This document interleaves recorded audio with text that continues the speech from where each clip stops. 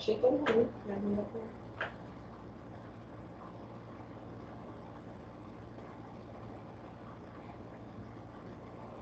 Olá, boa noite a todos. Sejam bem-vindos ao nosso canal Reflexões Analíticas.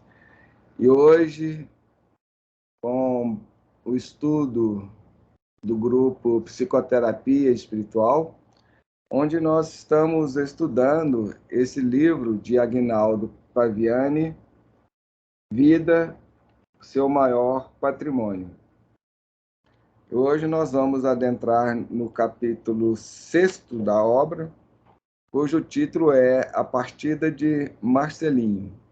E como nós sempre fazemos, nós vamos estudando pequenos trechos da obra, às quais nós vamos dando título que consideramos mais próprio, que consideramos definir aquele trecho que nós vimos durante o estudo da semana.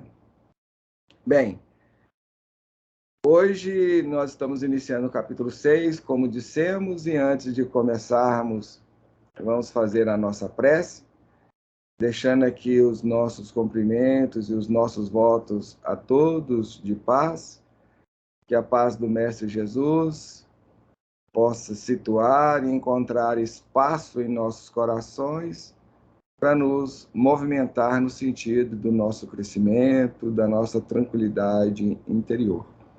E em busca desta paz, oremos. Deus, Pai de amor e de bondade,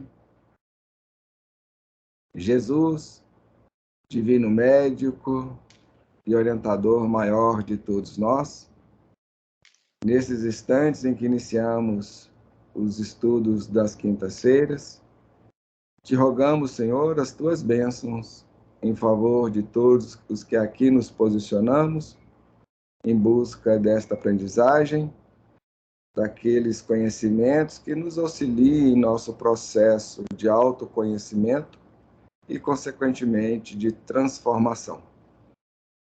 Divino Mestre, te rogamos ainda abençoar os corações que se reúnem conosco a partir dos planos espirituais da vida, ao mesmo tempo que te pedimos a tua permissão para que possamos estar sobre a assistência e o amparo dos nossos orientadores e mentores espirituais. Que esses corações amigos e amoráveis que trabalham em teu nome possa nos auxiliar no entendimento, na compreensão, na absorção e na transmissão daquelas instruções de que todos carecemos. Que a tua luz encontre espaço em nós para refletir em benefício de todos. Lembrando dos membros do grupo Conhecer, rogamos as tuas bênçãos em favor deles, e em particular, Senhor, para aqueles que virão a nos ouvir ou nos assistir de futuro.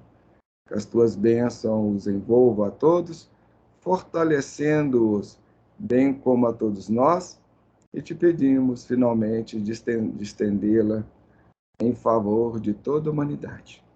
Se com todos nós, hoje, agora e sempre, que assim seja.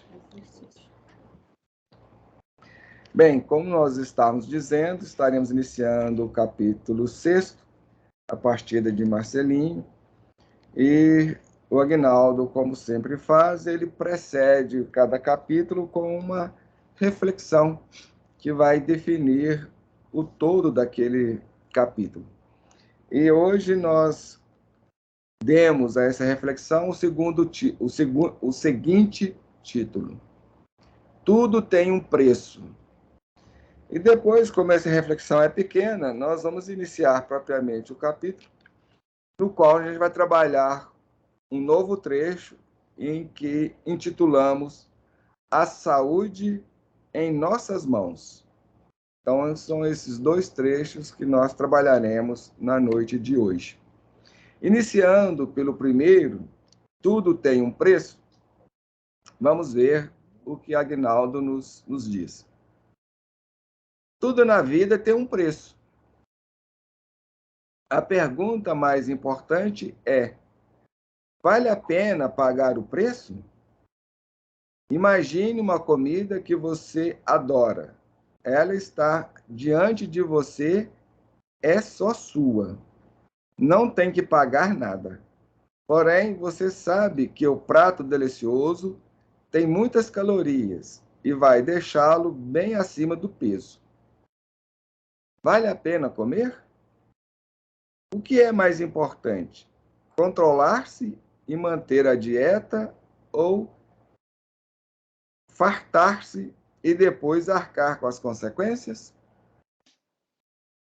Nos relacionamentos ocorre algo parecido.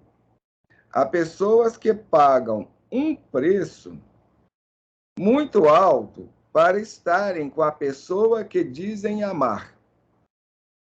Esquecem-se de si mesmas para agradar ao outro. Naturalmente, isso faz muito mal na chamada economia emocional. Mas, se o indivíduo quer pagar o preço, fazer o quê? Esse é o trecho. Alguma observação aí, Vicentino? Quer iniciar com alguma observação, alguma observação? É? Márcia, alguma pontuação aí? Não, Carlos. Não? Bem,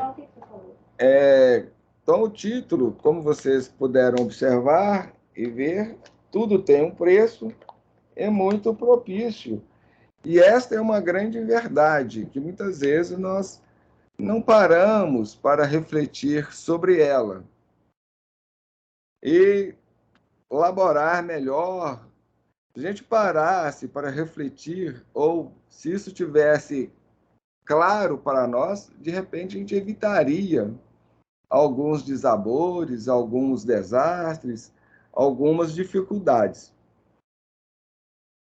Tudo tem um preço, seja na direção do fazer ou do não fazer, do agir ou não do agir, ter uma postura, uma atitude ou silenciar. Ou seja, em qualquer direção, em qualquer sentido, tudo vai ter um preço. Aí cabe a gente analisar, cada um analisar, ponderar, refletir e concluir se aquele preço que vai ser demandado vale não a pena ou se eu estou disposto ou não a pagar por ele. E isso em todas as dimensões, seja na dimensão espiritual, seja na dimensão psicológica, seja na dimensão emocional, seja na dimensão do comportamental, do agir, do fazer, etc., vai ter o seu preço. E isso é o que ele está dizendo. Tudo na vida tem um preço. A pergunta mais importante é: vale a pena pagar o preço? Essa é a pergunta que nós deveríamos nos fazer.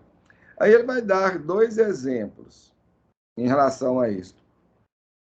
Um em relação à comida. Imagine que a gente tem diante de nós aquele prato delicioso que nós adoramos, sem entrar nessa questão de se a gente vai pagar ou não por aquilo. Ele coloca aqui como se o prato fosse gratuito, mas isso pouco importa. Talvez colocando na condição do gratuito, a gente não pense muito, não para muito para refletir em cima do preço, das consequências daquilo. Se temos que pagar, às vezes a gente para assim e acaba desistindo em função do preço lá da refeição, esse preço mais direto, esse preço mais objetivo. Você falou alguma coisa? Você olhou para mim, eu achei que... Não, eu estou fazendo lembrar uma festa do Natal, que eu passei lá na Floresta, uma loja que abriu de bolo, né? O bolo diet lá, um bolinho pequenininho, R$50. Ah, não, moça. Aí desistiu. O bolo não tinha nada. Pois é. Ela corta no bolo diet normal. Ah, que é isso? Aí talvez seja em função disso que a Argentina esteja lembrando ali, que ele coloca que o prato é gratuito. Vamos imaginar que o prato seja gratuito, na nossa frente, aquele prato que a gente gosta, adora. E aí? O que a gente faz? A gente se... Não, no caso, se fosse gratuito, você não ia deixar de comer, né? Por isso que por isso que eu estou colocando aqui que o alimento seria gratuito. Para atiçar um pouco mais a nossa vontade ou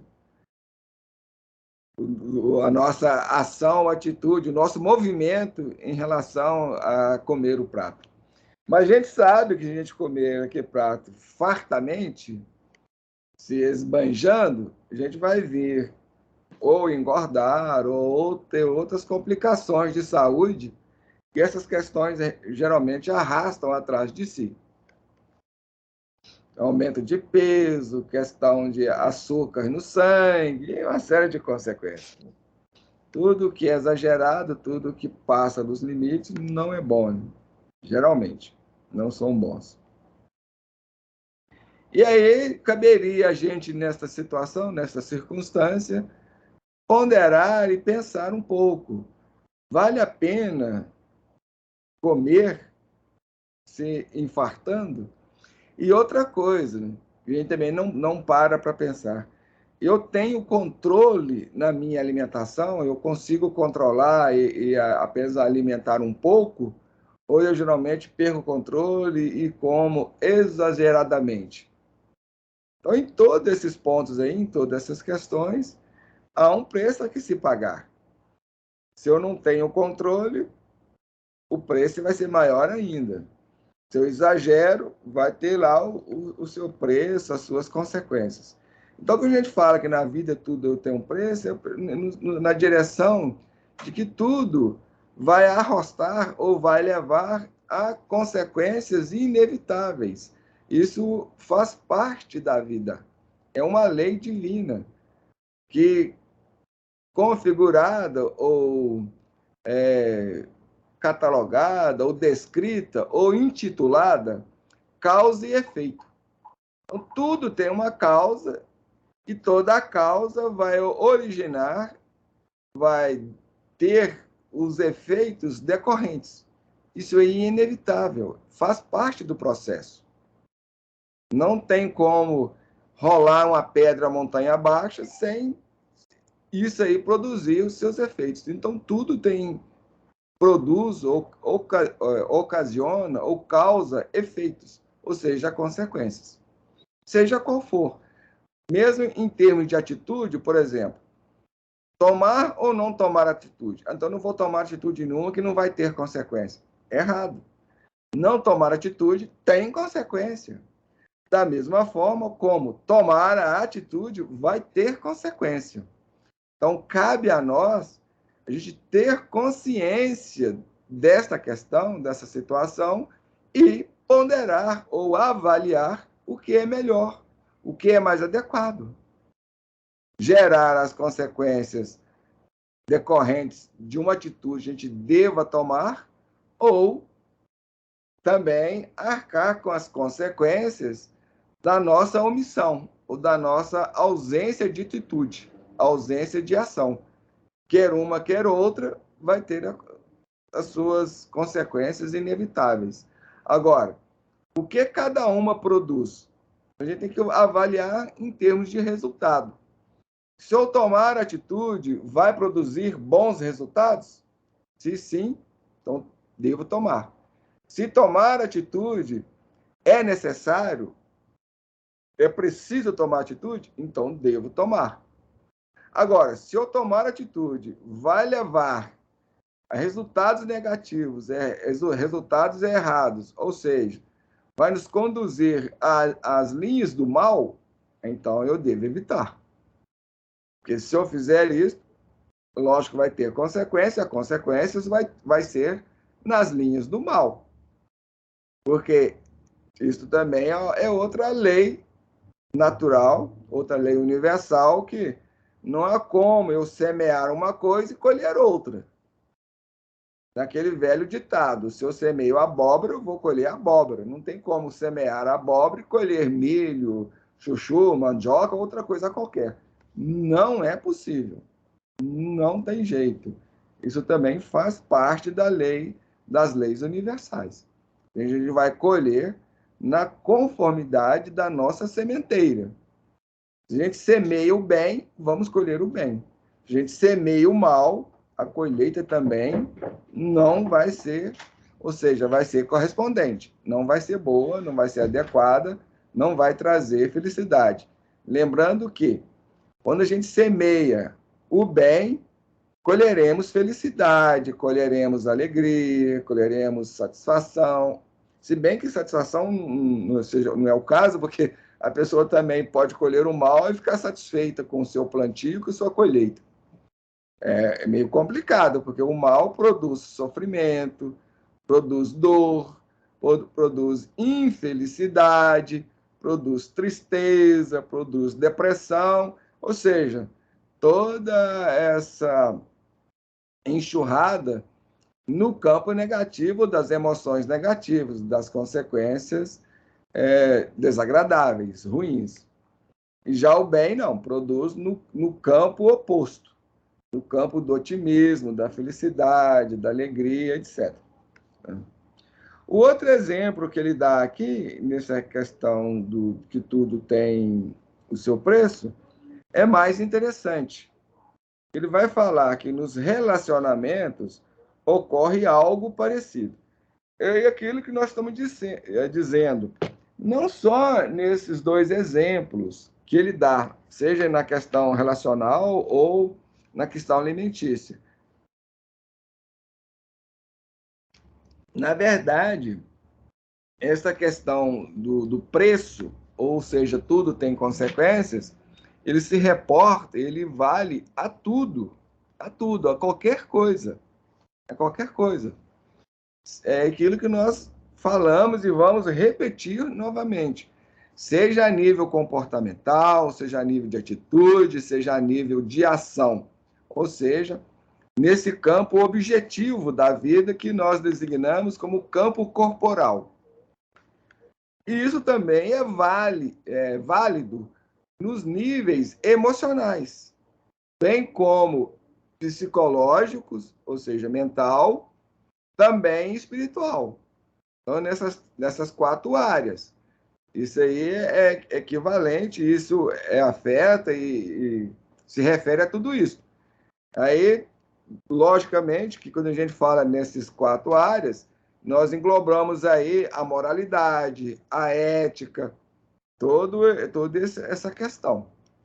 Porque a moralidade e a ética tem mais ou menos a ver com esses quatro níveis que nós nos referimos aqui e pontuamos. Bem, posto isso, que isso fique bem claro para nós, então, em relação ao campo emocional, ele vai dar esse exemplo aqui no sentido dos relacionamentos. Então, há pessoas que pagam um preço, entre aspas, aí, muito alto para estarem com a pessoa que dizem amar. Isso é interessante. E é algo bastante interessante que nós já temos tratado disso em outras oportunidades, em outros vídeos nossos, e até mesmo dentro desse estudo de hoje, da psicoterapia espiritual, no estudo desse livro, nós temos falado sobre essa questão do amor, do quanto o nosso amor muitas vezes é equivocado, ou egoísta, ou até inexistente. O amor real, nós ainda não o conhecemos. É algo que nós temos que construir. Ele é resultante de uma construção. É lógico que ao longo das nossas vivências, das nossas diversas vidas, e de tudo que nós estamos até chegar no dia, nesse presente momento nosso, nós estamos aprendendo esse amor ainda. Mas o nosso amor ainda está muito colorido, muito tingido, muito distorcido pelo nosso egoísmo. E muitas vezes, como nós não temos consciência dessa diferenciação entre o campo espiritual e o campo material, isso para nós não é claro, e nós não temos consciência dessas diferenças, dessas vamos dizer, dessas duas áreas, do existir ou da nossa existência, porque nós existimos em dois níveis, no espiritual e no plano material. Nós estamos aqui, nós estamos existindo nesses dois níveis. O problema é que quando nós estamos aqui, nós não temos muita consciência desses aspectos, desse nível espiritual. Ele, para nós, é não existente. É como Deus, ou é como o plano espiritual, ou como a vida espiritual. Tudo isso, para nós, passa dentro das linhas de conceitos, de ideias. Não tem uma concretude. E este é o nosso grande problema, a nossa grande dificuldade. Porque se essas coisas fossem concretas, fossem objetivas para nós, com certeza a vida humana seria totalmente diferente. Não haveria dúvidas em relação a tudo isso. Não haveria questionamentos. Seria fato, fato concreto. Mas, para muitos de nós, que nós ainda também, como seres humanos, nós estamos ainda elaborando, ou seja, construindo a nossa sensibilidade, porque no futuro essas coisas vão ser fatos concretos, vão ser fatos comprovados, quer cientificamente ou quer pela nossa própria vivência, pela nossa própria experiência. À medida que nós vamos desenvolvendo a nossa sensibilidade, as nossas percepções, essas questões vão tendo uma outra dimensão para nós, aquela dimensão de concretude, de realidade, de fato. Por enquanto, está mais no nível de conceito, de ideia, de informação. Bem, nesse campo, a nossa experiência espiritual com a nossa experiência física, material, ela é bem diferente. Às vezes, as duas coisas se complementam. Outras vezes, estão totalmente divergentes. Uma coisa é no plano espiritual e outra coisa é aqui. Por exemplo, nessa questão mesmo do sentimento do amor. Muitas vezes a gente acha que ama uma pessoa ou determinada coisa, e quando a gente volta, retorna para o mundo espiritual, a gente vê que aquele sentimento não era real, não tinha fundamentação no campo espiritual. Porque o campo espiritual é que é o real. É que é o real. Esse campo material, ele é ilusório. Ele não tem substancialidade. A substancialidade dele é passageira, não é definitiva. O espiritual é que é definitivo, o espiritual que é o concreto. Por isso que muitos vão referir a existência material como uma existência de ilusão, ou como um universo de Matrix, ou campo de Maia. Tem diversas designações em referência ao campo material. O grande problema é que é como assim, a gente vivesse em casa, fosse para a escola e começasse a considerar a escola o nosso lar, confundindo as duas coisas. Tem gente que passa por isso. Muitos alunos passam por essa situação. Considere a escola uma extensão do seu lar. E age lá, e vive lá, e se comporta lá como se comportasse dentro de casa. Porque não vê distinção entre uma coisa e outra.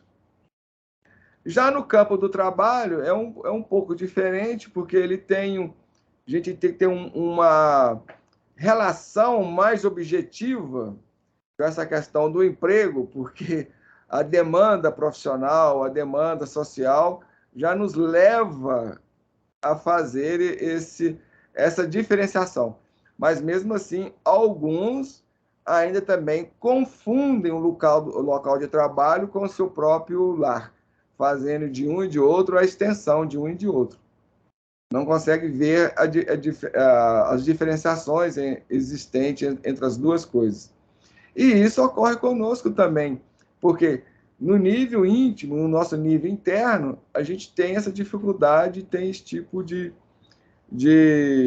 inconsciência em relação à realidade da vida. Então, muitas vezes, isso ocorre. Por isso que muitas vezes eu falo, comento com vocês, em algumas observações, que muita gente boa, quando voltar para o plano espiritual, vai ter grandes e imensas surpresas em relação a esse tipo de coisa. Isso é igual aquela história que eu gosto muito, que a Anete Guimarães coloca um exemplo disso, da mãe e do filho. É aquela questão do amor, né? Quem você ama mais? Sua mãe, o seu filho ou seu marido? E as mulheres, geralmente, que são mães, meu filho, todas, né? Meu filho, a gente ama mais o filho do que o marido. Então tá, morre todo mundo, aí retorna na outra vida, numa próxima vida, aí o seu filho vem como seu marido e seu marido vem como seu filho. E aí, quem você ama mais? O meu filho. Então, esse sentimento não é real, não é verdadeiro. Você não está amando o ser, você está amando uma situação, um posto. Porque mãe é um posto, só que as pessoas não conseguem ver isso. A gente não tem filho de real, não temos. Porque o único que tem filho é Deus, porque ele é o único que cria de verdade, o único criador. A gente, pela misericórdia, pela bondade de Deus, a gente pode ter aquela experiência de viver algo em similitude ou parecido com essa questão. Mas a gente acaba confundindo as coisas todas pelo nível de consciência que nós vivemos nele, que é muito baixo. Ele não consegue ver o todo, compreender a realidade da vida. Ver que aquele ali, hoje eu estou na condição de mãe. Isso é uma condição, é um posto. E eu deveria me encarregar dele da melhor forma possível a atender essas demandas. Cumprir com isso, dando a orientação correta, disciplina, ensinando os filhos a serem pessoas de bem, porque isso seria a finalidade. Só que a gente se perde na condição de mãe, acha que, ou seja, se ilude com o posto, e o meu filho é meu filho, né? Não é mais de ninguém, e eu sei o que é melhor para ele, e aí já nos metemos os pés pelas mãos.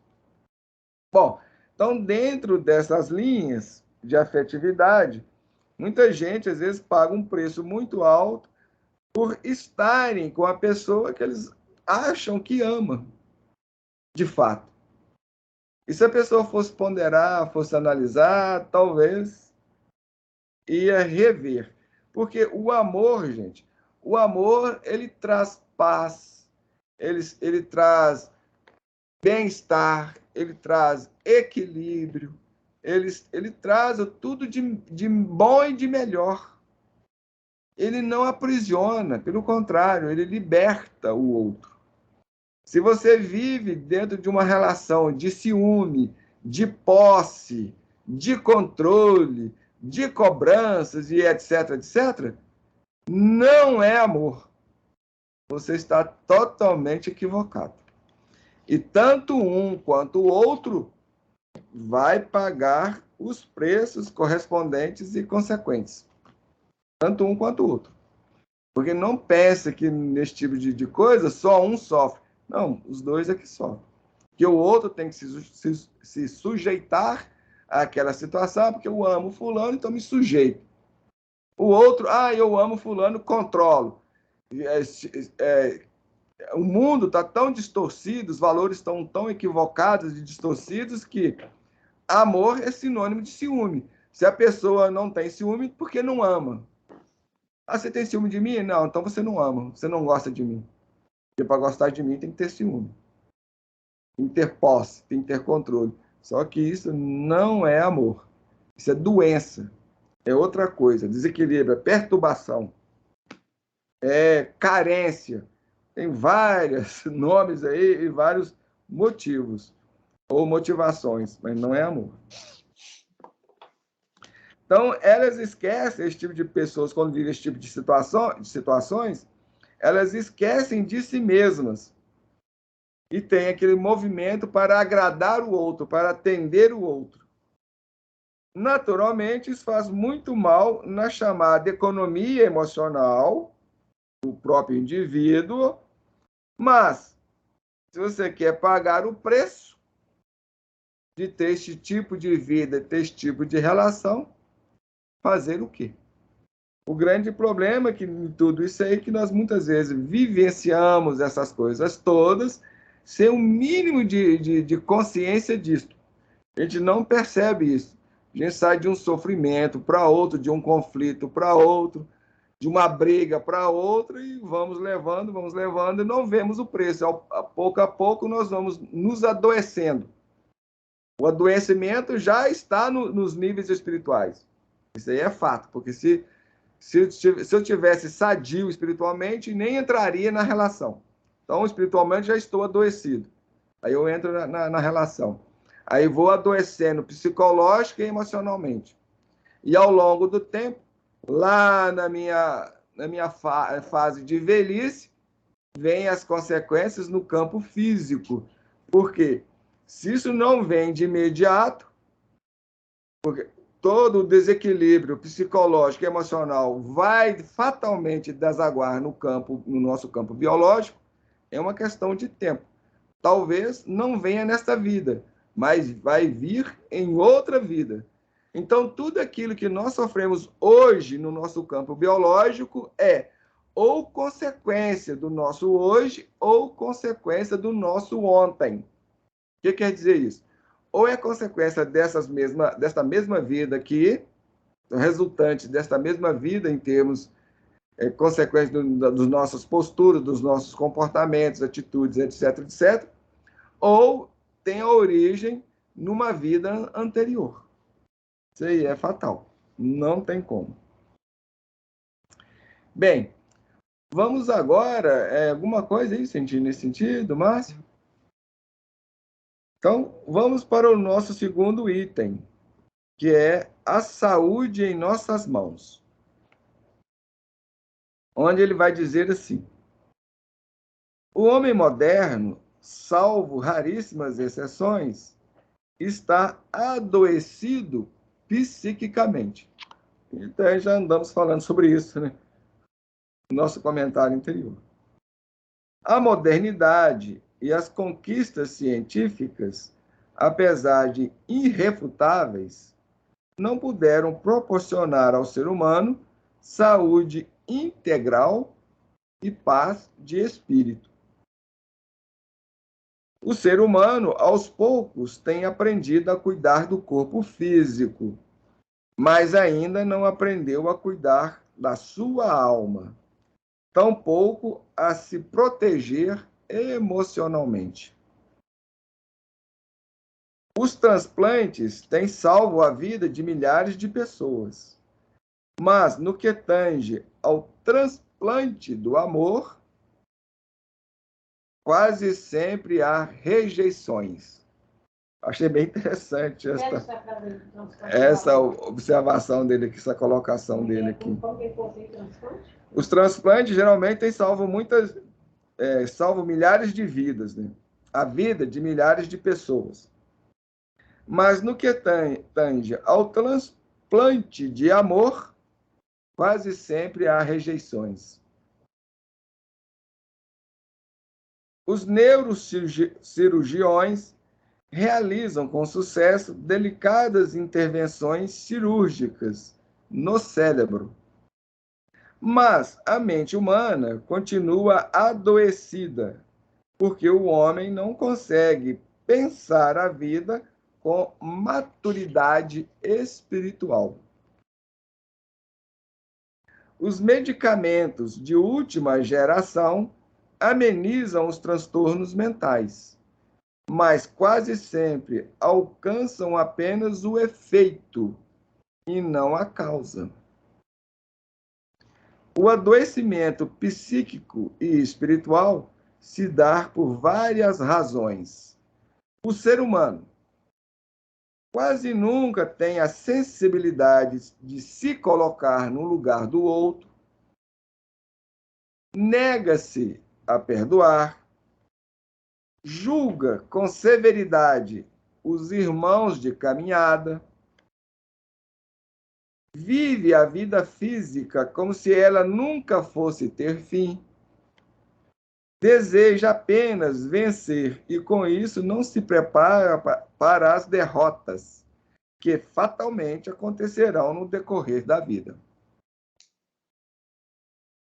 O pior é que Jesus de Nazaré, o maior modelo de amor que o mundo já teve, o protótipo do homem do futuro, é quase um desconhecido para bilhões de seres humanos.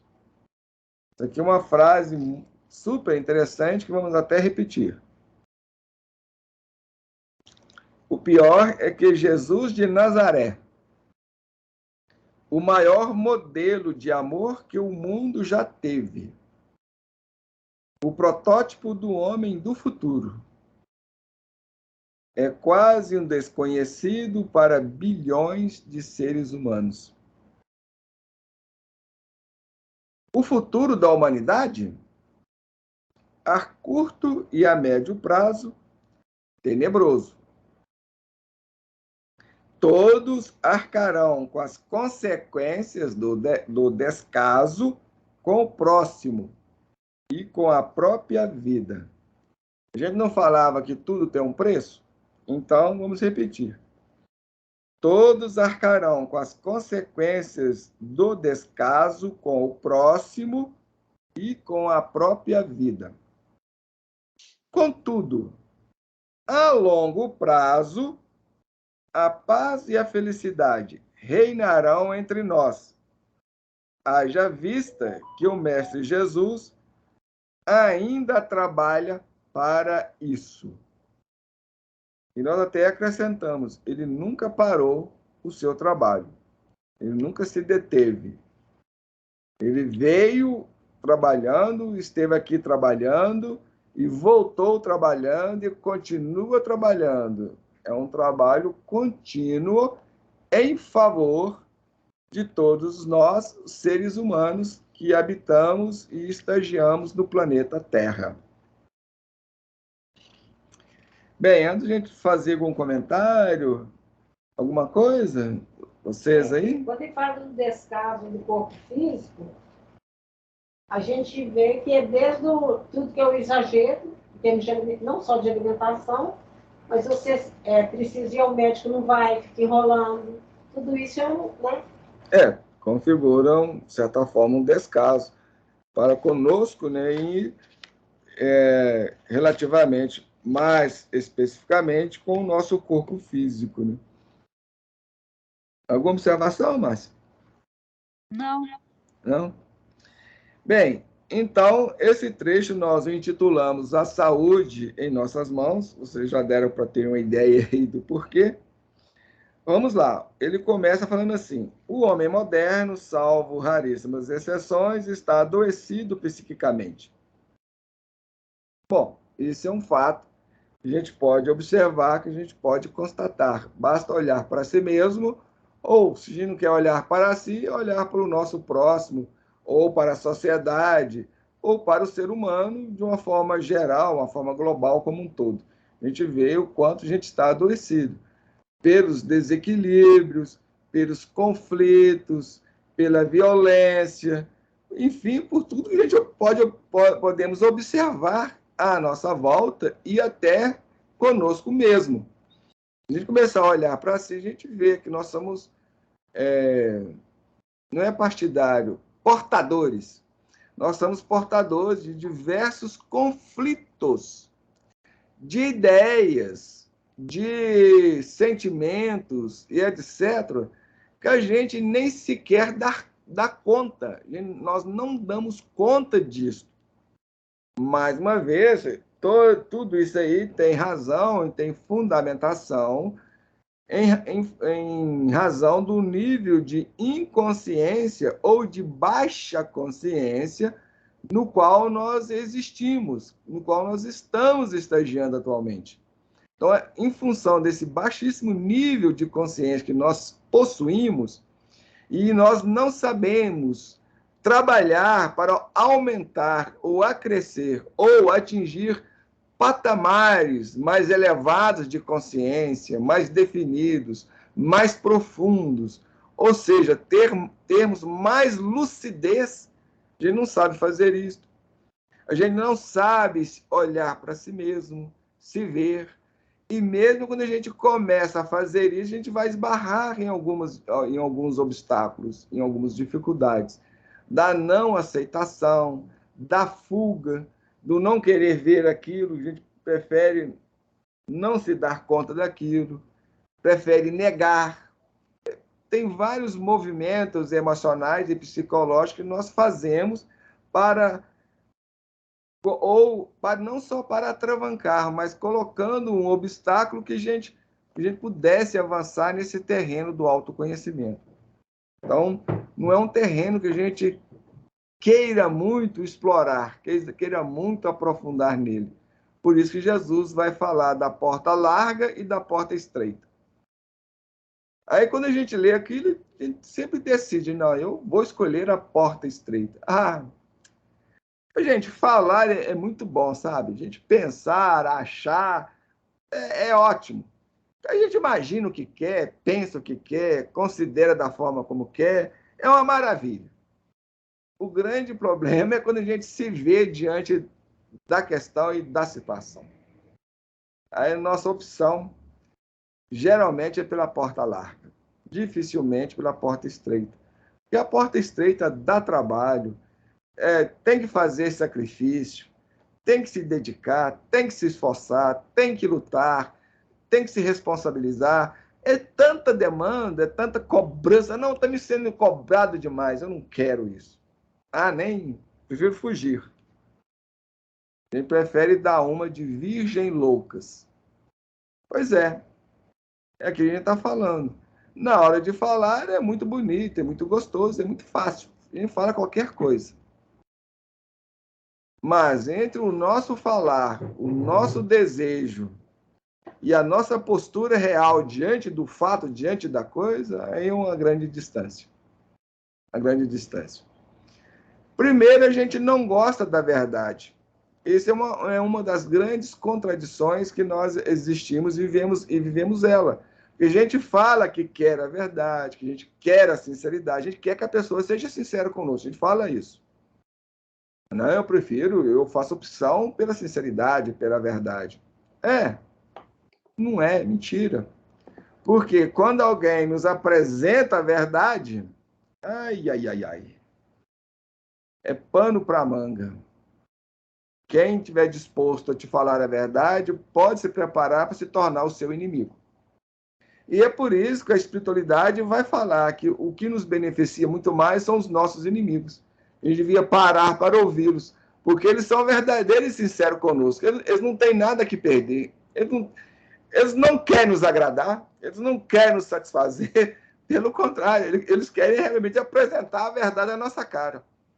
Agora, aqueles que se falam amigos, aí vai no nome toques, não, eu não posso desagradar ele, vou perder a amizade, vou perder o carinho dele, o afeto dele. Aí as carências vêm, as complicações vêm, as nossas dificuldades saltam para fora. Bem, então, até com isso aí que nós estamos demonstrando e narrando para vocês, dá para ver o quanto nós somos adoecidos psiquicamente. E quando fala psiquicamente aqui, a gente pode já incluir nesse termo o espiritual e o emocional. Obviamente, o físico, o biológico é consequência. Pura e simples consequência. Se eu ainda não tenho uma doença, se eu não tenho nenhum problema físico, biológico, posso me preparar que na velhice, com certeza, vou tê-lo. Porque o nosso desarranjo, o nosso descontrole emocional, psíquico e espiritual é muito grande, o nosso desequilíbrio. E o que é desequilíbrio? Doença. Toda perturbação, todo desequilíbrio são doenças. Nós estamos, então, doentes. E ele vai continuar falando, a modernidade e as conquistas científicas, apesar de irrefutáveis, não puderam proporcionar ao ser humano saúde integral e paz de espírito. Elas não puderam e nunca poderão. Então, vamos esquecer isso. Não pensemos que vai existir aí no futuro, daqui 1000 anos ou daqui 1 bilhão de anos, não importa o tempo, alguma pílula mágica que vai resolver os nossos problemas. Não vai existir. E também pare com isso de se fiar ou confiar ou ter fé ou dizer que tem fé, que Jesus vai nos curar, Deus vai nos curar, a vida vai nos curar, a igreja vai nos curar, o pastor vai nos curar, ou seja lá quem for vai nos curar, porque isso não existe. Mais uma vez, são as formas de nós nos iludirmos e de fugir da nossa responsabilidade.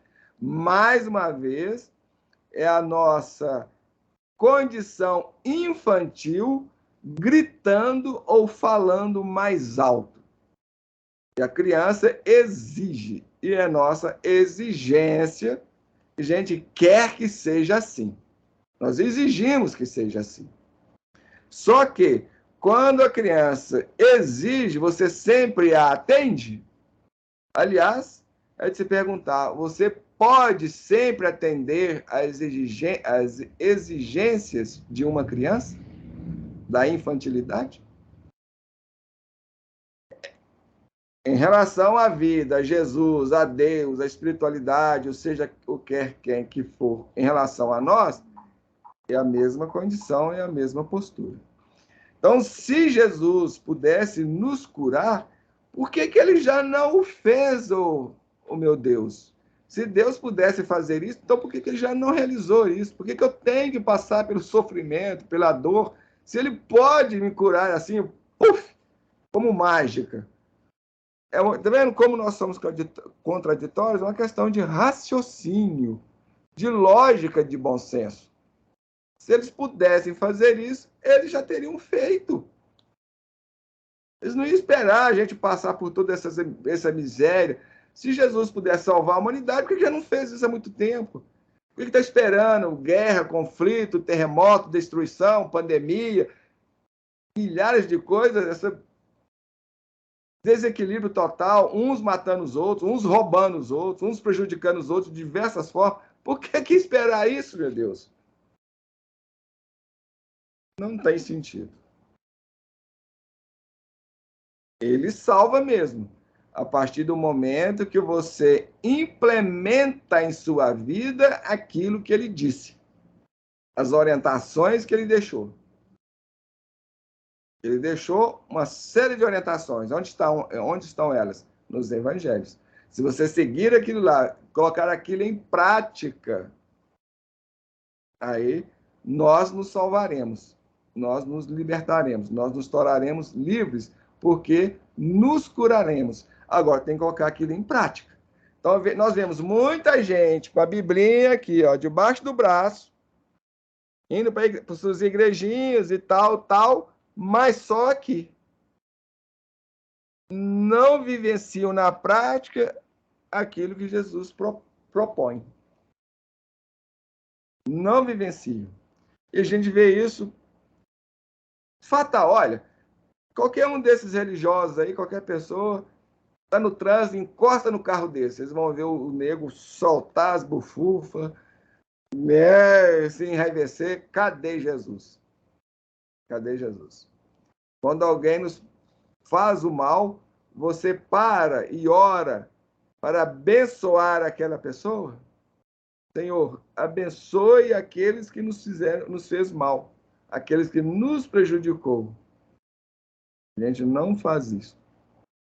Nós não nos movemos desse sentimento de bondade, de afeição, de simpatia, de carinho, de respeito para com o outro. Não consegue. Nos menores lances da vida. Só que a gente quer fazer isso nas grandes coisas. Não é necessário. No nosso dia a dia, relacionando com o nosso esposo, com o nosso filho, com o nosso marido, com a nossa esposa, com o nosso pai, com a nossa irmã, com o nosso colega do trabalho, dentro do ônibus.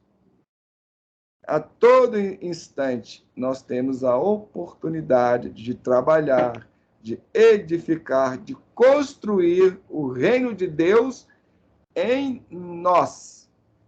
A gente não se dispõe a isso. Não queremos. Então, a escolha é pela porta larga. Então, a nossa saúde, nós temos que trabalhar na construção dela. E como?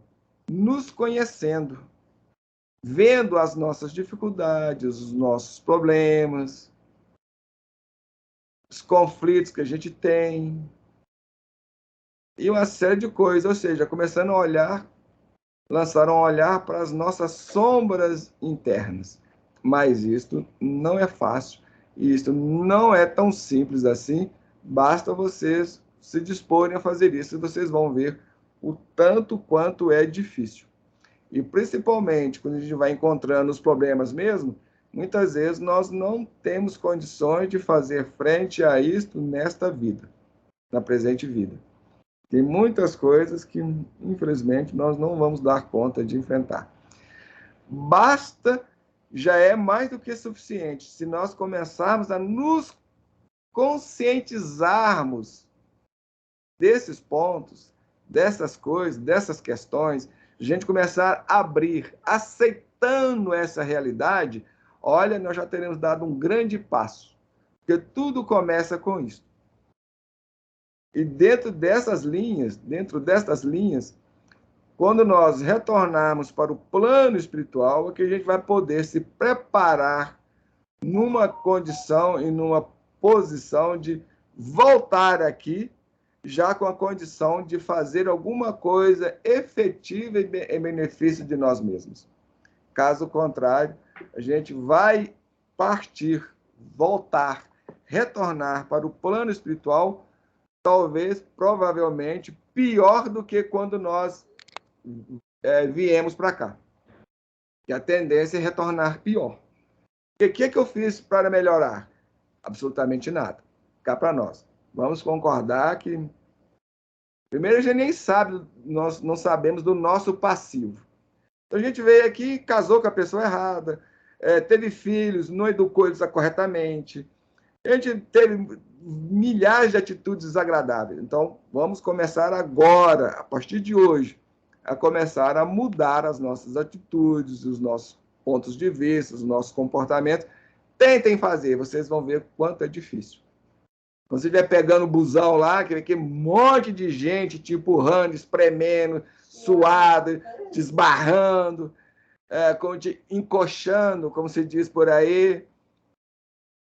Aí, minha filha e meus filhos, ali é o momento de você vivenciar o Evangelho.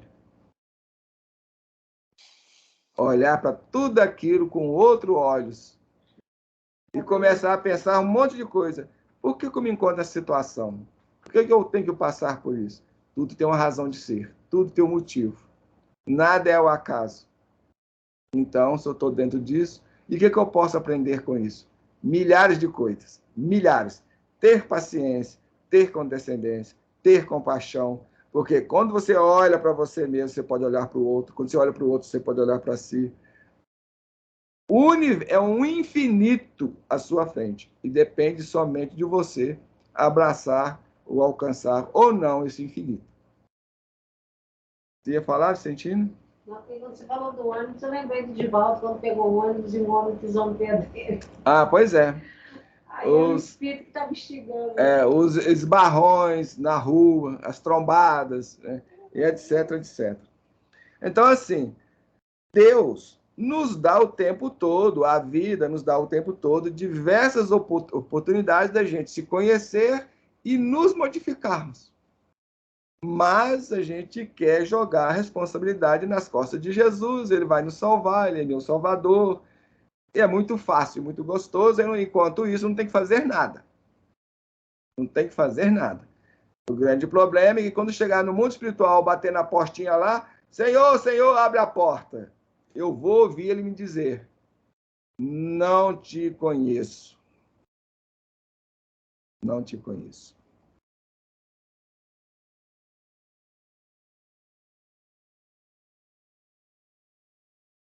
Bom, a mesma coisa também em referência à paz de espírito. Eu quero ter paz, eu posso ter agora, a partir desse momento. Não preciso esperar o futuro, amanhã, outra vida. Não. A paz é algo que está agora, ao nosso alcance, nesse momento. Mas eu tenho que trabalhar por ela. Ela é uma aquisição. Ela é uma construção. E aqueles que mergulham dentro de si mesmos, que veem a vida, que compreendem a vida, eles têm paz. Eles estão trabalhando nesta paz. Então, a paz de Jesus pode nos dar algum refrigério e nos alcançar, mas ela não pode permanecer em nós. A não ser que ela encontre a sintonia com a paz que eu já tenho, que eu alimento dentro de mim. Aí a minha paz, ela é, vamos dizer, reforçada, é ampliada, ela é renovada, ganha novas cores, nova dimensão.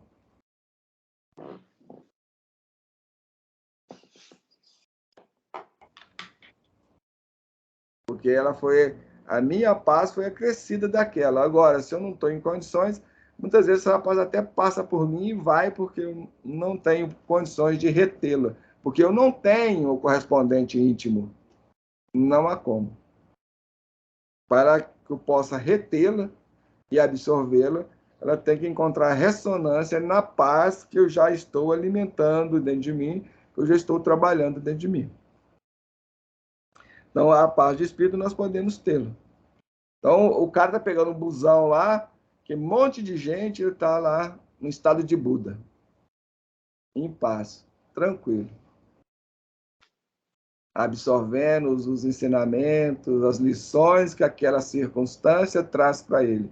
Por isso que Buda é o iluminado. O que é o iluminado? Aquele que compreende, aquele que entende.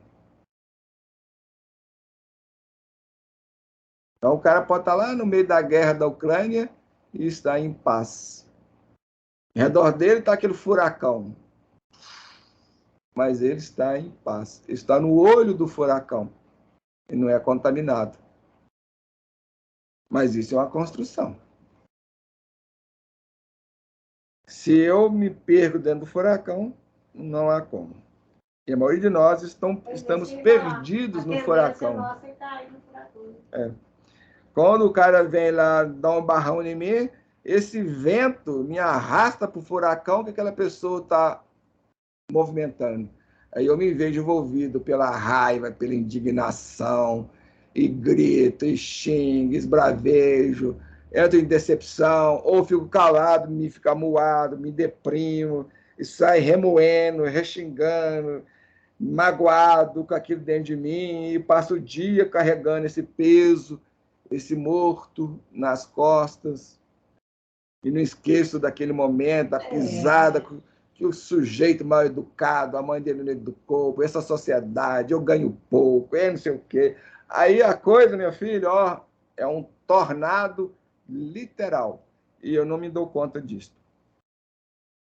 Bem, o ser humano, aos poucos, tem aprendido a cuidar do corpo físico, mas ainda não aprendeu a cuidar da sua alma, tampouco a se proteger emocionalmente. Isso aqui, acho que nem precisa comentar muito. O ser humano, aos poucos, tem aprendido a cuidar do corpo físico. Aqui que a Vicentina está nos lembrando lá antes. Gente, muitas vezes, a gente está conseguindo já ir no médico, tomar remédio, e fazer uma academia, fazer um regime, passar um creme no rosto ou outro, né? E etc. Então, a gente está aprendendo a cuidar do corpo físico de uma certa proporção. Um lado triste dessa questão é que muitas vezes a gente está fazendo isso movidos por vaidades. Não a vaidade sadia, aquela em relação a si mesmo, mas para ter uma aparência agradável para o outro, para se apresentar sempre em relação aos outros e tal, e também vai caminhar num lado contrário. Bem, esse também é ilusão. São caminhos de ilusão. Mas ainda a gente não aprendeu a cuidar da nossa alma. E o que é mais importante, o corpo ou a alma? O corpo ele vai passar mais tarde ou mais cedo. Aqui a gente também já falamos diversas vezes. Quando a gente nasce, a gente botou a cabeça para fora, a gente já começa a morrer. Naquele momento ali. E a gente começa aquela jornada em direção à morte. E a morte, para cada um de nós, é simplesmente uma questão de tempo. De tempo. Ou até de circunstância. Tempo e circunstância. Que muitas vezes a gente pode ir antes do previsto. Em função dos nossos desatinos, das nossas loucuras, a gente vai antes. Ou a gente pode ir até dentro do tempo previsto. Mas todos nós, a gente nasce aqui, a gente tem um tempo determinado. Então o corpo vai passar e vai ficar mesmo. E para vocês verem o quanto nós somos contraditórios. Há quantos anos nós estamos vendo falar lá do livro Gênesis, de Moisés, onde que se diz, tu és pó e ao pó retornarás. Isso já é, ó, velho que dói. A não ser se o cara nunca foi na igreja. Aí talvez nunca tenha ouvido isso. Mas se você pegou a Bíblia, você leu a Bíblia lá minimamente, porque você está no primeiro livro dela, já viu lá. Tu vieste do pó e ao pó retornarás. Ou seja, a nossa vida, ela física, biológica, ela é mortal, ela é passageira. Mas não é permanente. A vida da alma, sim, é permanente. É essa que continua. Ela vem, nasce, vive aqui e um dia vai, retorna. Então ela é permanente. Mas nós damos muito mais atenção à vida física, à vida biológica. Vivemos em função dela e desprezamos a alma. Então, nessa postura, nós estamos escolhendo a porta larga e estamos recusando a porta estreita, porque a porta estreita é a alma, é a porta da alma. A que vai nos conduzir à eternidade. A porta larga do corpo físico nos conduz à perdição, inevitavelmente, porque ela vai passar e não vai ter outro jeito. E da mesma forma que a gente não cuidamos da alma, a gente também não sabe se proteger emocionalmente. Então, emocionalmente, nós estamos abertos para diversos tipos de atuações e de intervenções no nosso campo emocional. Até mesmo pelos nossos descontroles, pelo nível de inconsciência que nós estamos nele. Fora das questões ainda espirituais, que interferem, que nos afetam. Então, muitas vezes, os ambientes que nós frequentamos ou que nós vamos também nos afeta nesses campos psicológicos, emocionais e espirituais, que a gente não se dá conta, a gente não se sabe, nós não sabemos nos proteger nesses pontos todos aí. Até mesmo porque nós estamos adormecidos. Gente, isso para nós, a gente só sofremos as repercussões. Então, a gente está andando aí, por aí, a gente sente uma dor aqui, um mal-estar ali, um certo enjoo ali, uma perturbação emocional de cá, a gente fica meio triste, fica deprimido e passa por uma série de coloridos emocionais ao longo do nosso dia e não nos damos conta minimamente do porquê, das causas daquilo, do motivo daquilo, e nem preocupa com isso. Nem preocupa. Nem sequer lembramos disso. A gente só sofre. Só paz. E continuamos no dia seguinte.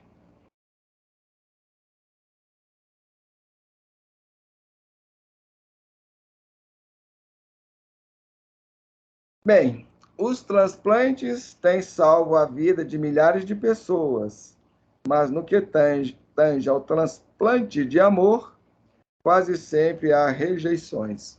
É uma grande verdade, uma grande realidade. O transplante fisiológico, biológico, tem salvo milhares de pessoas. Mas no que se refere ao transplante do amor, aí, puf. E é interessante porque a gente espera receber amor, receber carinho. A gente nunca quer dar. Doar é um pouco complicado. A gente quer receber. E quando a gente doa, a gente cobra também. A gente quer retorno. Mas quando é que eu vou trabalhar o transplante? A rejeição desse transplante?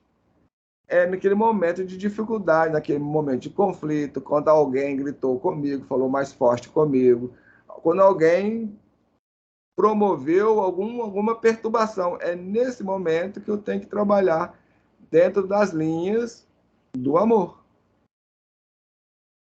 Saber entender, saber compreender, saber como falar com o outro, como expressar, como orientar, como ensinar, como abordar, como se expressar para que o outro não te rejeite, ou como resolver aquela situação, aquela circunstância, aquela intriga, aquele momento, etc, etc. Aí a gente não dá conta. E isso seja pai com filho, filho com pai, mãe com mãe, marido com esposa, esposa com marido, irmão, o chefe, o patrão, o colega, o estranho na rua, no trânsito, no trabalho, na casa espírita, na igreja, para tudo quanto é lado. Quando a gente está em harmonia com o outro, está tudo em paz, não tem que fazer nada, está tudo ok. Funcionando perfeito. Aí não tem problema. Aí não tem trabalho. Já é. Está pronto. O terreno está semeado.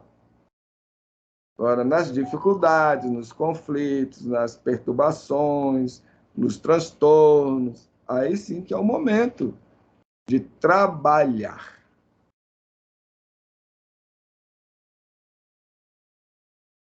Então, os neurocirurgiões realizam com sucesso delicadas intervenções cirúrgicas no cérebro. Mas a mente humana continua adoecida, porque o homem não consegue pensar a vida com maturidade espiritual. E não tem como, que dentro do padrão que nós estamos hoje, nesse comportamento infantil, mantendo as nossas atitudes infantis, jamais alcançaremos maturidade espiritual, pelo menos nesta vida. Nesta vida não tem jeito. Isso vai ficar para o futuro, para algum momento do futuro. Porque, como tudo na vida, também é uma construção que depende de nós e está nas nossas mãos. Se eu trabalho, se eu edifico, vai existir realização. Caso contrário, vai ficar uma demanda, uma espera, uma promissória para o futuro. Para algum momento do futuro, quando eu me dispor a trabalhar, aí que vai vir problema, porque isso que é o nosso problema, quando a gente se dispõe a trabalhar, a gente já está com um acúmulo de dívidas que nós deixamos pendentes lá enormes. Nós já vamos ter que resolver essas dívidas primeiro. Então, o caminho é, vamos construindo e pagando, vamos construindo e pagando. Então, dá para vocês verem que é muito pouco. A gente só tem condições de comprar um tijolinho, um quilo de cimento. Mas o que vale um quilo de cimento? Não dá para nada. Então, a gente está assentando tijolo por tijolo. E nós estamos devendo muito, aí, tá? Mas é assim mesmo. E talvez seja bom que seja assim, né? Porque realmente nada pode ser construído de uma hora para outra e de afogadiço, que também não funciona. Então, a nossa mente vai continuar adoecida enquanto nós não nos dispormos a trabalhar na sua cura. Vai ficar assim. E a gente tem que começar a olhar a vida com a maturidade espiritual. Ou seja, se vocês estão nos assistindo, estão nos acompanhando as nossas reflexões e estão ponderando, analisando o que nós vamos trazendo, revendo, aí vocês já estão começando a trabalhar a construção da própria maturidade, porque a nossa proposta, o nosso objetivo aqui é exatamente este. Levar para vocês aqueles elementos, aquelas ferramentas, ou aquele conhecimento que vem ali a proporcionar a todos nós a construção dessa maturidade, ou começar a olhar, dar elementos de passar a olhar a vida com outros olhos, de uma outra forma. Na medida que nós fazemos isso, a gente estamos construindo a nossa maturidade psicológica e espiritual. Ok, eu continuo dizendo o seguinte: os medicamentos de última geração amenizam os transtornos mentais, mas quase sempre alcança apenas o efeito e não a causa. E isso aqui nós já estávamos falando antes. Não importa se é hoje, se é amanhã ou daqui no futuro, milhões de anos. E tudo isso aí ajuda a amenizar os efeitos, mas a causa isso não corrige. Até mesmo porque essas questões medicamentosas, elas funcionam mais a nível biológico. Só que as nossas causas, as causas de tudo isso, está ou se encontra nos níveis morais, nos níveis éticos, ou nos níveis psicológicos profundos, no campo espiritual. Então, o medicamento não alcança isso. Não tem jeito. Esse é um trabalho íntimo de cada um de nós no campo correspondente. Então, o medicamento é a misericórdia divina e benefício de todos nós, para dar aquela folga ou aquela condição da gente poder trabalhar. Só que a gente não reconhece isso, não vemos assim e acabamos, muitas vezes, na maioria das vezes, piorando o nosso quadro e a nossa situação. Então, o adoecimento psíquico e espiritual se dá por várias razões. Aí ele vai citar algumas aqui. Quase nunca nós temos a sensibilidade de se colocar no lugar do outro. Isso é um fato que vocês podem constatar verificando a própria vida, sua própria existência. Quantas vezes, diante das ocorrências, das dificuldades, dos problemas, seja o que for, você parou para olhar para o outro? Aquilo mesmo nós estamos citando aqui diversas vezes, no caso da morte, por exemplo. A pessoa está doente, está lá internada no hospital, seja o que for, a gente não para pensar no outro. Na morte também, a gente não para pensar no outro, a gente só pensa em si mesmo. Na minha dor, na perda que eu tive, na ausência do outro para mim, em nenhum momento eu pensei no outro. Será como é que o fulano está do lado de lá? Está feliz, está bem, está alegre, está satisfeito? Será que ele está sofrendo um impacto da minha loucura, do meu transtorno aqui, da minha insanidade aqui? Será que a minha tristeza, a minha depressão está afetando ele de lá de forma positiva? Você acha que uma depressão, um transtorno, a tristeza pode afetar alguém de forma positiva? Aí meu filho, minha filha, corre logo procurar um psiquiatra, você está muito louca. Isso é impossível. Não há como. Então, se a gente pensasse no outro, a gente pensasse, nossa, deixa eu ficar bem aqui, deixa eu ficar feliz aqui. Ó, fulano, eu estou com saudade, mas é uma saudade construtiva. Eu tenho certeza que no amanhã a gente vai se encontrar, ou à noite a gente se encontra em espírito, seja o que for. Eu não me lembro, não tenho consciência, mas então vou ficar feliz aqui por você. E começar a emitir vibrações de felicidade, de alegria, de bem-estar. Leia aquele livro Patrício, no meio espírita, Violetas na Janela.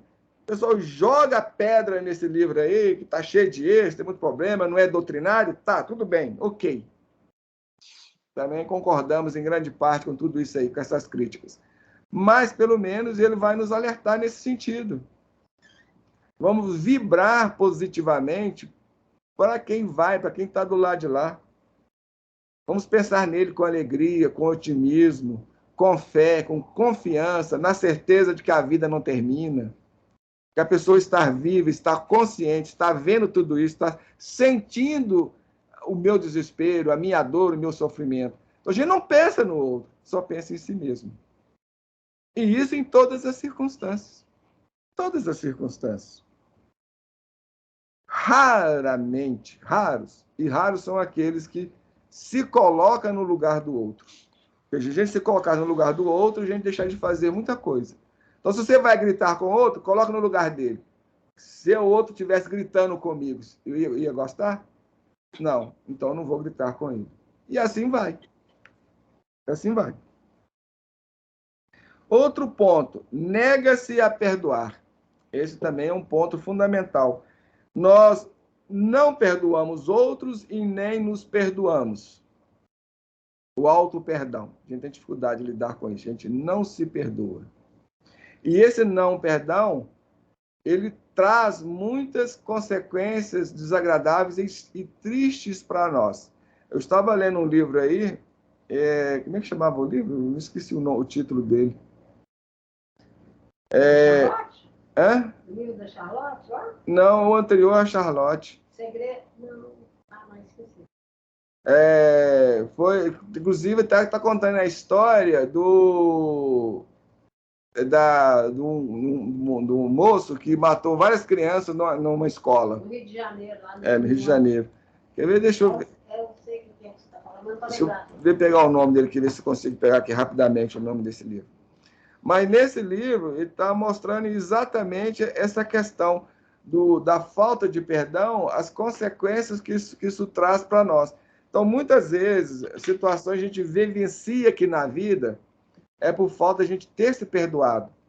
Então, lá atrás, nós cometemos alguma coisa que, a nível do espírito, a nível mental, espiritual, aquilo nos afetou, de alguma forma, a gente não se perdoou dentro daquelas circunstâncias, porque nós fizemos mal ao outro, aí nessa vida a gente atrai as circunstâncias negativas em função daquilo, da falta de auto-perdão.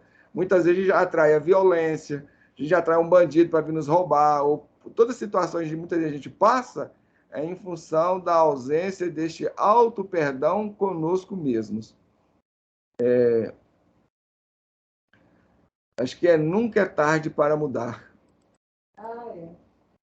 Acho que é esse mesmo. Sim. O livro chama Nunca é Tarde para Mudar, da Mônica de Castro, que ele vai trabalhar exatamente, vai mostrar muito essas questões. Aquelas pessoas que foram assassinadas por aquele jovem na escola, eles não conseguiram perdoar aquilo que eles tinham feito lá atrás. Então, eles não se perdoaram, não auto-se perdoaram. Aí atraíram aquela circunstância. Então, isso acontece muito conosco. E muitas vezes também a gente se nega a perdoar os outros, mas queremos que Deus nos perdoe. A gente já fez um monte de coisa errada, um monte de atos equivocados, comportamentos daninhos, atitudes prejudiciais em relação aos outros, mas a gente quer que Deus ou a vida nos perdoe, mas a gente não é capaz de perdoar aquele que nos prejudicou, aquele que nos trouxe algum dano, algum malefício. Voltando à história do pisão lá da Vicentina, lá em relação ao Divaldo, que ela estava lembrando, então se alguém pisa no nosso pé, a gente muitas vezes não consegue perdoar a pessoa, aqueles que nos magoaram, aqueles que nos machucaram, aqueles que nos prejudicaram. Então, o primeiro ponto, se eu quero perdão, eu tenho que perdoar.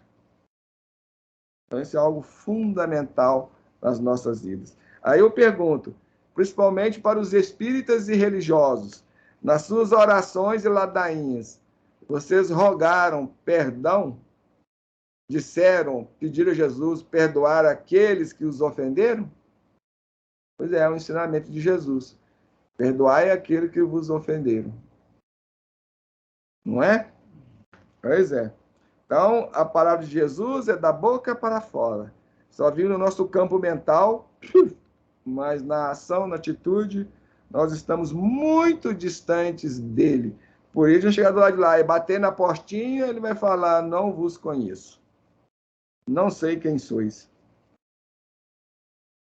Julga com severidade os irmãos de caminhada.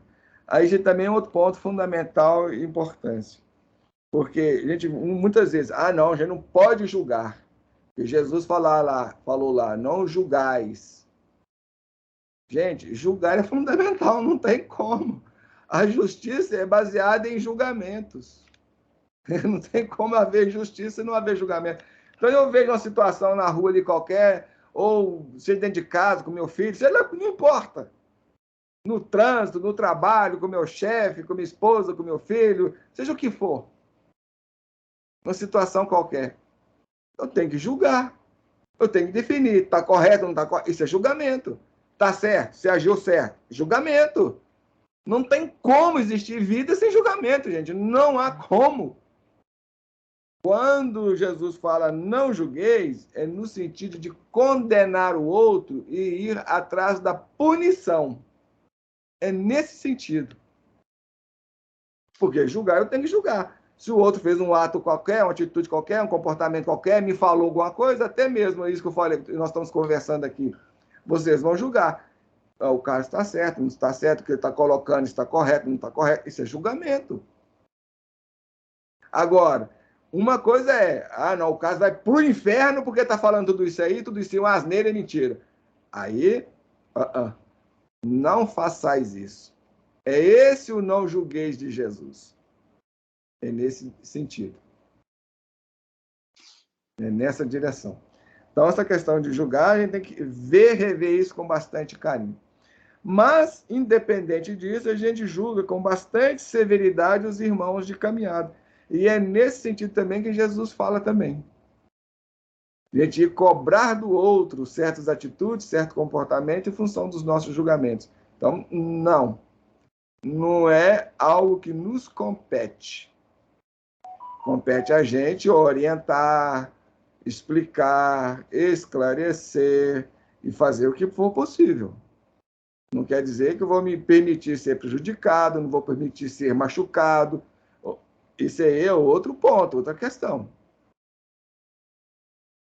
Eu vou alertar, se eu sei que o fulano está prejudicando o outro, eu tenho que analisar e ver, ponderar se eu devo ou não alertar o outro. Então, nas páginas do Evangelho segundo o Espiritismo, tem lá alguns itens muito bons nesse sentido. No final dos capítulos, não sei qual que é, mas dessa questão de olhar os defeitos do outro e julgar o outro, seja o que for. É tratado muito bem essa questão lá pelo Espírito São Luís. Bom, outro ponto também importante é que vivemos a vida física como se ela nunca fosse ter fim. Então, isso também é um grande nascedouro de muitos conflitos e de muito adoecimento psíquico e espiritual. E nós estamos vivendo a nossa vida aqui como uma finalidade em si mesmos. Aí nós corremos atrás do status, do dinheiro, do poder, do prazer, das satisfações e de tudo mais. Os 4 malditos P's.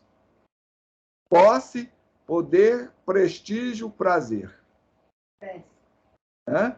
Eu pressa também. Aí pressa virou 5. 4, 5 P's. Então, aí já passou para 5 P's. Se for incluir pressa aí, 5 P's. Nós vivemos em função disso. Porque isso é o que é atinente ou pertinente a esse campo horizontal, ou seja, o campo material ou materialista da vida. Aí, como a gente vive a vida em função dela mesma, dessa vida física, dessa vida material, aí nós vamos enfiando os pés pelas mãos, vamos trocando os pés pelas mãos, vamos criando maior confusão, e com isso aí nós vamos nos adoecendo. A gente não é capaz de enxergar que a vida real e verdadeira é espiritual. Nós deveríamos viver em função dela. Aí, tanto é, quantos estão aqui nos partilhando conosco deste momento? 2 pessoas. E alguns outros, mais virão nos ouvir aí de futuro. Alguns gatos pingados. Agora, graças a Deus, compartilhando conosco desses momentos, desses instantes, tem toda uma corte espiritual que a gente aí, a gente sente, pressente, mas não compara nem de definir quantos.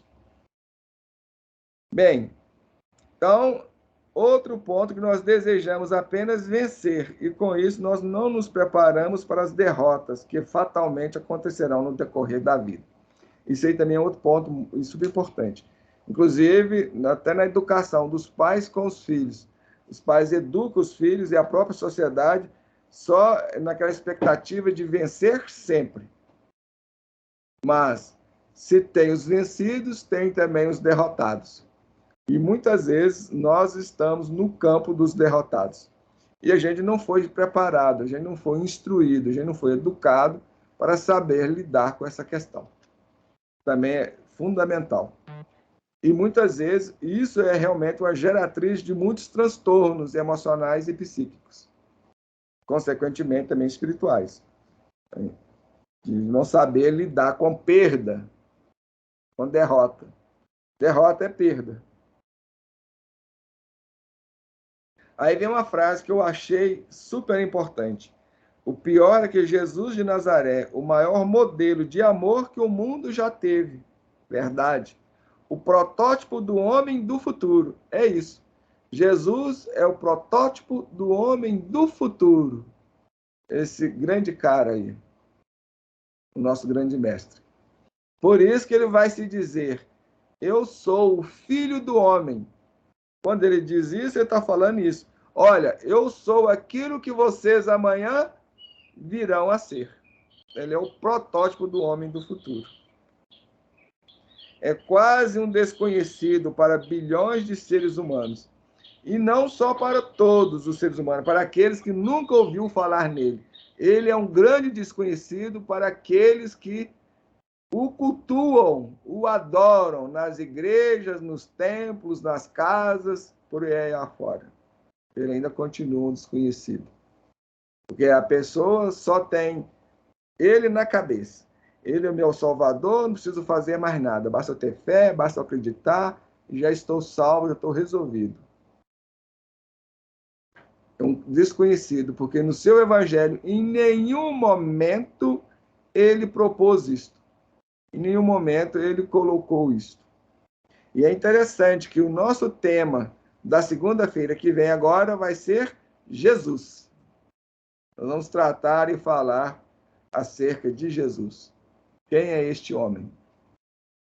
Quem é este ser? O futuro da humanidade, obviamente, diante de tudo isso aí, se nós formos olhar a curto e a médio prazo, tenebroso. E é isso que nós estamos vendo na vida aí.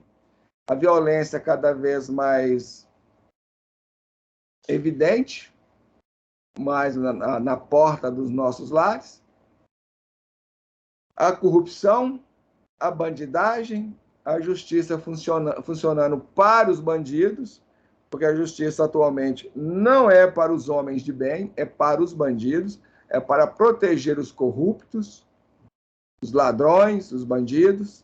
A justiça está voltada para isso. Então, nós estamos vendo toda essa violência, todo esse transtorno, todas essas dificuldades. Então, o futuro nosso, realmente, a curto e a médio prazo, não é bonito. Não é lindo de se ver. E todos nós vamos arcar com as consequências desse descaso que nós estamos tendo. Conosco mesmo, com o nosso próximo, com a vida, consequentemente com a sociedade, com todo o resto. Com a natureza, com tudo. A gente descaso. A gente vê as coisas e omitimos. Até mesmo porque a gente não tem poder para fazer muita coisa em contrário. A gente pode fazer pequenas coisas que estão dentro da nossa possibilidade. Aqui em casa, por exemplo, a gente recicla o lixo. Juntamos o lixo, separamos papéis, plástico, tudo que pode ser feito. Aí dá trabalho. A gente tem que sair daqui e distante para jogar esse lixo fora, porque aqui na rua a prefeitura não liga para isso, não passa aquele recolhimento seletivo, mas é o que a gente pode fazer em benefício. Porque muitas coisas também, então tem coisas que estão ao nosso alcance e outras não. Contudo, a longo prazo, a paz e a felicidade reinarão entre nós, haja visto que Jesus ainda trabalha para isso. Obviamente que ao longo prazo, o futuro da humanidade é de felicidade, alegria e de bem-estar. Nós viveremos um futuro de equilíbrio, de harmonia, e como a espiritualidade nos diz e nos informa que nós estamos vivendo um momento de transição, e o Apocalipse do apóstolo João configura esta época, esse momento nós estamos vivendo de as dores do parto. Ele coloca lá na sua carta falando que a mulher estava grávida e estava sendo perseguida pelo dragão. Ela tinha sobre os seus pés a terra e a lua. Quando você lê esse trecho do Apocalipse lá, a gente vê que, na verdade, é a Terra. É a Terra, é o planeta. E o planeta em si, no sentido de humanidade. Então, a humanidade, estamos vivendo as dores do parto, por isso é um momento difícil, um momento doloroso, é um momento de muitos ais. Nós vamos passar por muitos ais. E aqueles que não tiverem uma proposta de renovação, de transformação, que não querem trabalhar dentro dessas linhas e dentro deste campo, vão ser retirados do planeta. Agora, não vamos esperar e não vamos querer achar que isso vai ocorrer de uma hora para outra. Não vai, gente. Segundo Emmanuel, as definições dele, ele falou que a partir do ano de 2057 nós estaremos entrando numa nova era, na era da regeneração. Então, daqui até lá nós temos aí 30 e poucos anos ainda a viver, a experimentar e a passar. E isso é só um marco, é um marco. Esse prazo pode estar um pouco além e um pouco aquém. Aquém é difícil, não vejo como. Um pouco além, bem provável, porque em função até da própria dificuldade humana, Deus nos dá a oportunidade, nos dá a chance da gente fazer alguma coisa em benefício de nós mesmos. Então, a gente está vendo esse momento tão difícil porque aqueles espíritos recalcitrantes e revoltados e revoltosos estão renascendo como as suas últimas oportunidades aqui na Terra. A espiritualidade tem dito que muitos têm aproveitado o momento, mas muitos também têm perdido esta oportunidade. Então, pessoas como um Putin, como um Trump, como um Lula, Bolsonaro e companhia limitada, dificilmente continuarão na Terra. E aqueles que fazem coro, que se alinham dentro dessas linhas, vão acompanhar os seus pastores. Porque aquilo que Jesus diz, a ovelha reconhece a voz do seu pastor. E o seguirão. E o seguirão. Porque ela reconhece a voz do pastor e o seguirão. Vão após ele. Por isso que nos contos é informado que Lúcifer caiu, mas ele arrastou atrás de si uma quarta parte das estrelas do céu. É nesse sentido. Aquelas estrelas que ele arrastou, ele não arrastou. Ele chamou e eles encontraram ressonância, encontraram afinidade, encontraram correspondência no chamado. Jesus é a verdade. E ele diz, buscai a verdade e ela vos salvará. Nós não queremos a verdade, a gente quer a mentira. Então a gente olha para esses políticos aí, a gente não é capaz de ver o que eles são. A gente quer ver a ilusão que eles nos apresentam e aceitamos as mentiras que eles nos contam. Sintonia e correspondência. Que para mim pouco importa o que eles falam ou deixam de falar. ou até silencio. Eu vou ver é a verdade. E se a pessoa é bandido, é bandido. Agora, diante de certas circunstâncias, tem bandido pior e bandido um pouco melhor. Tem bandido que traz muito prejuízo, muito dano, e tem aqueles que, vamos dizer, rouba menos ou prejudica menos. A gente tem que ver é a verdade. Idolatria, jamais. Eu nem sequer idolatro nem Jesus. Ele mesmo também não quer idolatria. E nem Deus quer idolatria, porque ele fala que não deve adorar. A gente vai adorar a Deus em espírito e em verdade. Então, quem adora em espírito e em verdade não adora. Cria uma relação de respeito num outro nível de entendimento, de compreensão, etc. Então, vamos pensar bem, porque muitos, segundo o próprio Apocalipse, ele fala, define lá nas suas colocações, lá que vai ficar na Terra 1/3 da humanidade. 1/3. Então, se a Terra tem 30 bilhões de espíritos, 10 bilhões é que permanecerão. Mais da metade vão partir em direção a novos rumos. Então, nós vamos pensar com carinho quais são minhas propostas realmente. E se você quer viver no materialismo, na satisfação dos prazeres, provavelmente a Terra não vai te servir mais. É igual a mesma situação. Eu quero morrer e ir para o nosso lar, para a colônia espiritual, para o céu. Mas qual que é a minha proposta? Eu estou vivendo em função dos prazeres, das satisfações? Lá não cabe isso. O céu é para aqueles que querem, estão buscando a sua transformação, o seu crescimento, a sua mudança, o autoconhecimento. A mesma coisa em nosso lar. Então, vamos pensar. Bem, o tempo está mais avançado, então vamos aí fazer a nossa prece, agradecendo a Deus por tudo, pela sua bondade, pelos benefícios que nós recebemos no dia de hoje.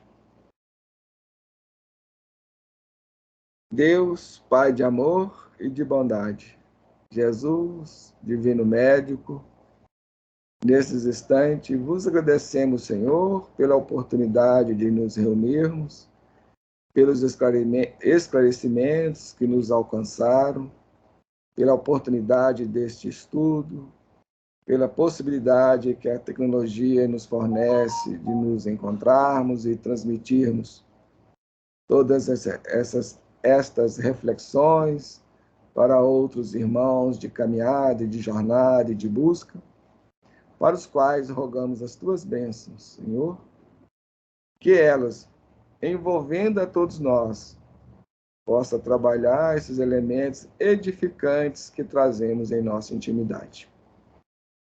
Senhor, abençoe o autor do livro, Aguinaldo Paviani, a família Lauser e todos aqueles que propiciaram que essa história chegasse até nós e a cada um dos seus personagens. Onde eles estiverem, que as tuas bênçãos alcancem seus corações dentro do nosso peito de gratidão, de carinho e de respeito. Senhor da vida, abençoe a todos nós e abençoe em particular aqueles que virão a nos ouvir ou assistir de futuro. Sê com eles, sê conosco, hoje, agora e sempre, que assim seja. Que assim seja. Meninas, muito obrigado e até a semana que vem. Tenham um bom fim de semana, uma boa noite a todos. Até semana que vem. Obrigada. Obrigado a vocês. Boa noite. Boa noite.